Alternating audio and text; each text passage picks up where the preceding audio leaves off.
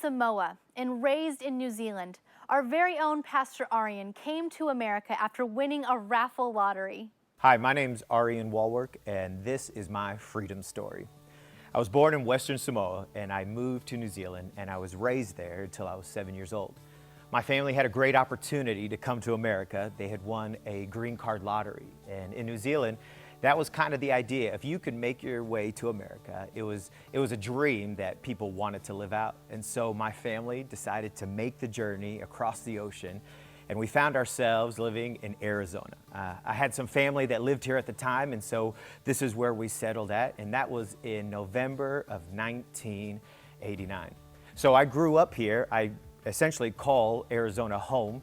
I went through grade school, I went to high school here, I went to ministry school actually right here at this church. And God has done some amazing things. I met my wife, and now I have 4 kids, all of them which are citizens. Well, in receiving in the green card lottery and being able to be a permanent resident, every now and then you have to renew this card. And the time had come up where it was time for me to decide whether I want to renew it or become a U.S. citizen. You know, living in this country for so long, I was thought of myself as an American, but yet technically on paper, I wasn't. I loved what this country stood for, the freedoms that we have, and so this was the year that I decided to be naturalized as a citizen. One of the things that kind of stand out to me is that when I went and visited Allison's family a little over 18 years ago before we were married, she took me up to Washington, D.C., and we went and traveled, we saw the different museums and the monuments. But one of the monuments that stood out to me was the Korean War Monument. And at the end of that monument, where you see those soldiers walking in that garden, it says, "Freedom is not free." And that phrase has always gripped my heart to understand the people that sacrificed their lives so that people could live in a free country.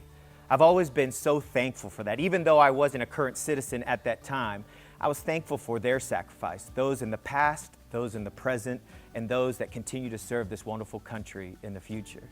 And so I knew when the opportunity came for me to become a naturalized U.S. citizen that I was going to take it. And so this year, I became a U.S. citizen. And so I am so thankful on this 4th of July, I can truly say that I am proud to be an American. What a beautiful story of a family traveling out to America in faith. Well, Pastor Arian, I never knew your story. It's amazing. I've known you for so long, and hearing your family's story, you guys are amazing. And so my question is, why was gaining the U.S. citizenship to you many years later so important? You know, I've been a permanent resident of this country for 31 years. And the great thing about being a permanent resident, you can experience all of the freedoms that this country has to offer.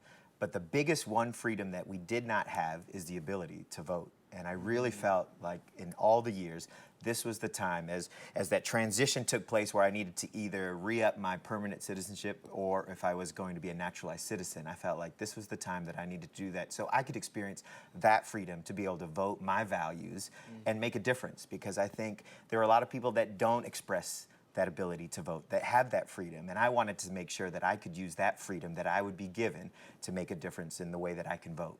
Absolutely. It's so important to be able to vote. It's one of the amazing freedoms that America offers that many countries around the world don't offer. Denise, what about you? Why was gaining your U.S. citizenship so important? I agree. It's up to me. It's just giving me the ability to vote and make a difference. Although I was already involved in the community, I was advocating for families and children, so I stayed active. But I didn't have the freedom to vote. And to me, that's very important. It also gives me the ability for me to run for office and make a change in this country.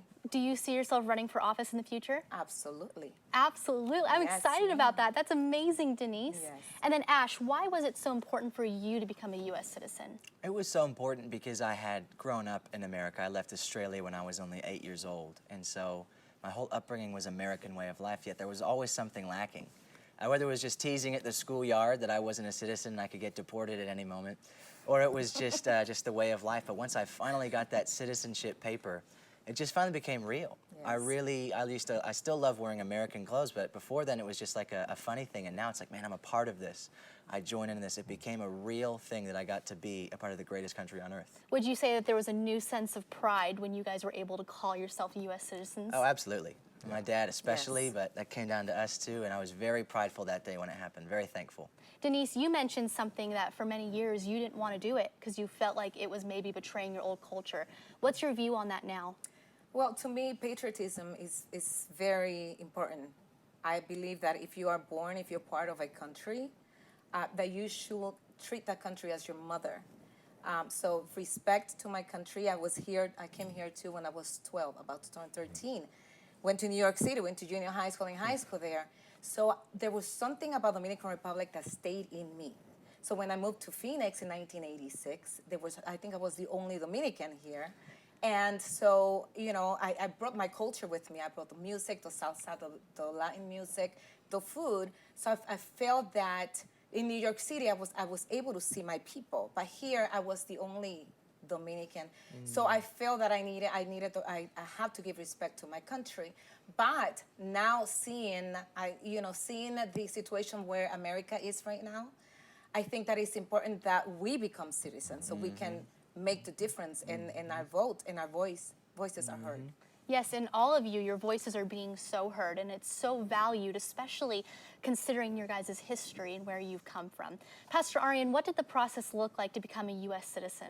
Yeah, so you have to apply, and so even though you are a permanent resident, there's an application process that you go through, and so they review your application. It takes about 9 months or so, depending.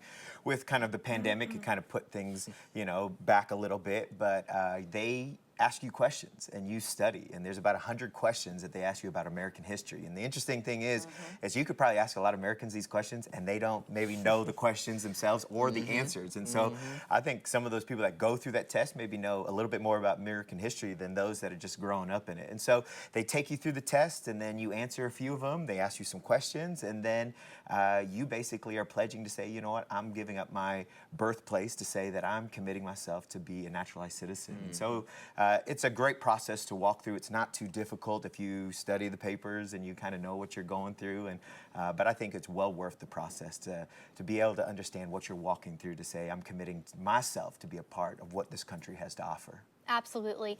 Hey, Ash, what would you say to people who are on the line of, well, I don't know if I want to become a citizen, I'm thinking about it. What would you say to people contemplating becoming a U.S. citizen? Yeah, I would just say just do it. Just go ahead and do it. People all over the world, all my cousins who still live in Australia, they dream and they beg their parents to send them back to America, where there's Disneyland, where there's extra large sodas at McDonald's, just those little things. America has just conquered the beauty of excess in the best ways, and people all over the country dream of where we get to live. Do not neglect the opportunity that you have right in front of you. Absolutely. Well, now we get to hear your story, a story very dear to you and a story very dear to me.